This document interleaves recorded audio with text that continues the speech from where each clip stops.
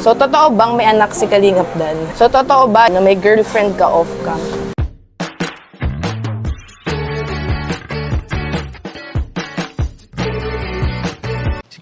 Si Kuya Jens, ano yan, reactor natin yan. Official reactor. Hello mga kalingap, welcome back sa aking YouTube channel, this is Kuya Jens. So kung bago ka lang sa aking YouTube channel, huwag niyo pong kalimutan mag-subscribe at click the bell button para lagi kang updated sa bago-upload na video. At huwag po natin kalimutan suportahan ng buong Kalingap sa pangunguna ni Kuya Val Santos Matubang, Ate Edna Vlog at syempre Kalingap Rob. At pakisuportahan din po ang inyong mga kasamahan sa buong Kalingap. Nandiyan po ang K-Boys, Kalingap Partner, Kalingap Reactor at lahat po ng charity vlogger sa buong Pilipinas sa tumutulong sa mga kabayan natin na lahat mahihirap. Suportahan po natin lahat guys.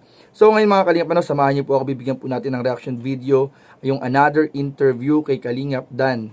Dahil meron na naman nga po mga kumakalat na balibalita mga Kalingap na si Kalingap Dan nga raw po ay may anak at may girlfriend off-cam. So ito mga Kalingap, para matapos na po ang mga issue na lumalabas, ay manggagaling mismo ang kasagutan sa issue na yan kay Kalingap Dan. Kung maalala ninyo mga Kalingap, nung nakaraan ay ginawa na po natin yan ng vlog at dun nga po nasagot na yan na ang baby po ni Kalingap Dan ay si Joy Diwata. Pero talagang hindi po tumitigil ang mga gumagawa ng issue at patuloy nagpapakalat ng mga peking impormasyon dito po mga Kalingap sa patungkol kay Kalingap Dan. So para matapos na po mga Kalingap, panoorin po natin yung interview ni Kalingap Hana, ang kapatid ni Kalingap Dan, para sa mga issue na ito mga Kalingap. So ano pang hindi natin mga Kalingap, tara panoorin na po natin, bigyan natin ng reaction video in 5, 4, 3, 2... So, first question, do you ever feel pressure na kailangan maging perfect ang image nyo bilang love team? Na kailangan good sides lang ang pinapakita nyo ni Joy? Siguro ngayon, sa mga taong na nagbabantay sa paligid, na naghahanap ng mga Butas. kamalian, mga maling galaw, siguro kailangan natin mag-ingat.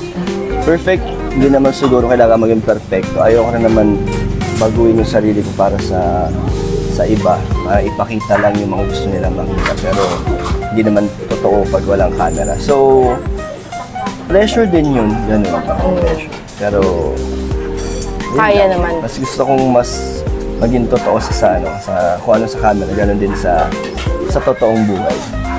So, do you think a love team can survive without a fan's approval? Or does audience opinion really matter in the long run? Sa mas malaki pa rin impact ng mga supporters na maraming na tumatangkilik sa inyong love team. Yun. Ito naman, kung magbabago man ang dynamics nyo as a love team, would you still fight for your personal connection even if it means going against the public's expectations? Paano? Parang, kunyari, hindi na siguro ganito kalakas yung suporta ng Dan Joy Natics sa inyo. Pero, if ever man na may nafe-feel ka na talaga kay Joy, ilalaban mo pa din ba yun? Kahit wala nang ganitong suporta? Siguro kung wala naman na masyadong sumusuporta, edi ipa-private na lang namin yung pagiging Kung ano mang meron. Kung anong personal meron sa amin ni Joy, diba? Kung hindi naman na kailangan natin ipakita sa public.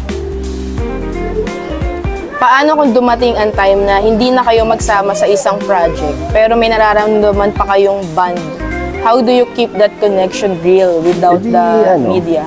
Kahit wala ka, kung sakaling wala ng love team, ano pa rin, maganda pa rin yung relationship namin ni Joy.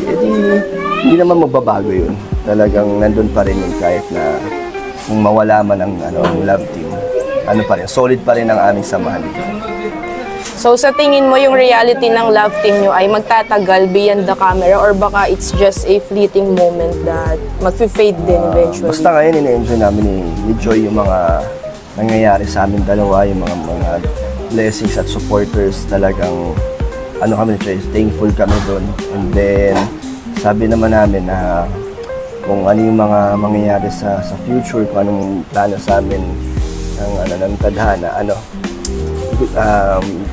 go with the flow kami ni Joy. Talagang mangyari na ang mangyari. So napag-uusapan yung din naman ni Joy yan? Oo, naman.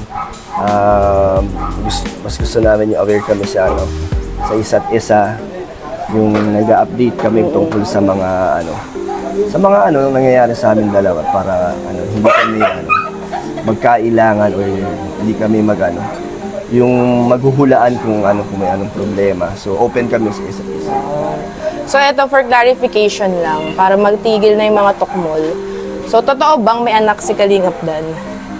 Yun yata yung nakikita kasi nila sa mga ano ko, sa past videos na upload ko sa Facebook. And wala yun, ano naman yun. Sa mga totoong supporters or kilala na ako dati pa, alam na nila yung sagot dyan. So totoo ba yung kinakalat ng mga tukmol na may girlfriend ka off-cam? Matagal ko naman ang sinagot na wala, pero hindi pa rin nawawala. So bahala na po sila mag-isip. Basta just to clear, walang girlfriend at Wala. walang anak si Kalingap Dan. So anong na-feel mo nung unang kita mo kay Nanay Imelda nun? Na-feel mo naman yung pagtanggap? Maayos? Mabait lahat? naman yung talaga si Nanay Imelda. Talagang napakabait niya. Sa lahat, hindi lang naman sa kay Kalingap Rab, hindi lang sa amin. Sa lahat ng K-Boys na Kalingap, iisa ang trato ni Nanay Imelda sa amin. Eto, message mo naman sa mga dating nakikidanjoy, tapos ngayon na isa na sa mga gustong sumira sa Danjoy. Any thoughts? Wala, ayoko na lang mag-comment sa ganyan. Bahala sila sa sarili nila. Dili ka na mag-talk. So, message mo naman kay Founder Bobby. Dahil nung in-interview ko siya, nalaman ko na grabe pala ang sakripisyo at paglalaban sa inyo ni Kuya Bobby sa Danjoy. Eh, salamat kay Kuya Bobby sa suporta niya hanggang ngayon.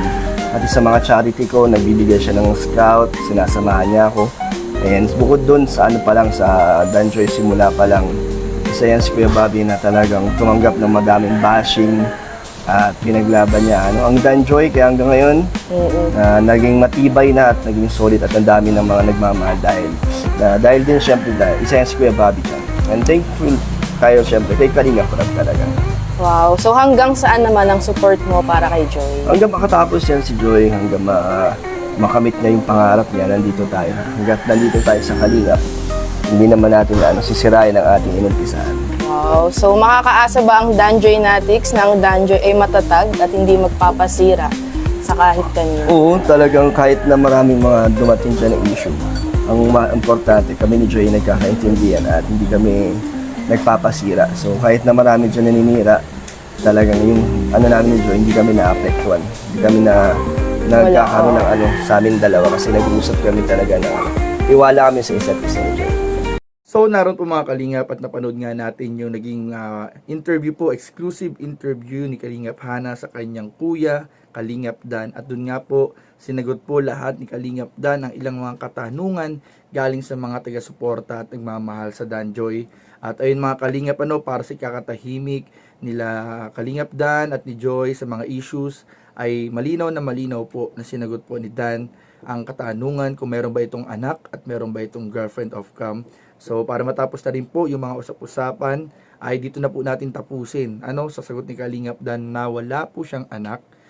Kung marahil man ay meron kayong mga nakikita mga reels or video galing sa mga previous pong video ni Kalingap Dan, ay alam po natin na alam nyo po kung sino yung bata na nakakasama ni Kalingap Dan. At alam nyo naman po ang past ni Kalingap Dan at yung po ay sila po ay hindi na po sila kasali sa mga issue. Huwag na po natin silang gawa ng issue mga Kalingap. At kung meron man po mga nababalita na meron daw girlfriend of cam si Kalingap Dan, ay ito po ay lakas loob na sinagot ni Kalingap Dan na wala pong katotohanan ang mga kumakalat na mga issue at balita.